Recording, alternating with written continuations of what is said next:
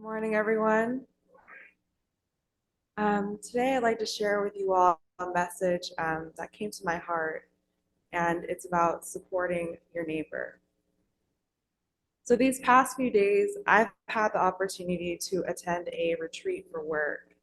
And in this beautiful space that I've been able to be joined with my coworkers, we've shared moments that made us laugh.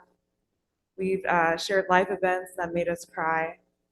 And most importantly, we talked about ways that we can support each other and support our clients. So these questions about what does it mean to support one another? Why is it necessary? And how do we do it? Those are questions I seek to answer for our clients nearly every year. Um, Today, I hope to provide answers to these questions in a more biblical context. The first question, what does it mean to support one another? I believe the instructions given to us in 1 Thessalonians chapter 5, verses 11 through 18, paint a much clearer picture of what it means. I'll read the NIV version. 1 Thessalonians chapter 5, verse 11 through 18 says, "Therefore encourage one another and build up one another, just as you are doing. Now we ask you, brothers and sisters, to acknowledge those who work hard among you, who care for you in the Lord, and who admonish you. Hold them in the highest regard and love because of their work. Live in peace with each other, and we urge you, brothers and sisters, warn those who are idle and disruptive, encourage the disheartened, help the weak, be patient with everyone. Make sure that nobody pays back wrong for wrong, but always strive to do what is good for each other and for everyone else." The last verse in this passage says, "Rejoice always, pray continually, give thanks in all circumstances, for this is God's will for you in Jesus Christ." Now that we have a bit more context on what it means to support each other, I want to move into the next question of why is it necessary? Has anyone here played the game of Jenga?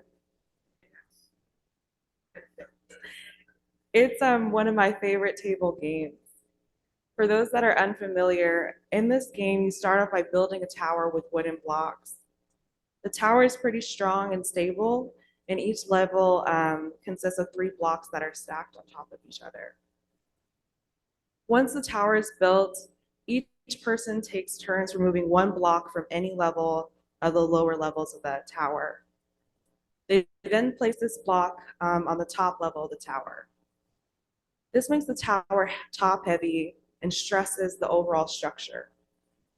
Eventually, the tower becomes so unstable from the pieces of its foundation missing that Jenga, it tumbles over. When I ask the question of why it is important to support one another, I want us to think of this game. Each one of us is like this tower. Some of us are fortunate enough to start our lives with strong foundation, having those 3 blocks even on each row. And others, unfortunately, already begin with uneven levels. Either way, as life progresses, as life events happen, these blocks that create a stable foundation often get moved or taken away.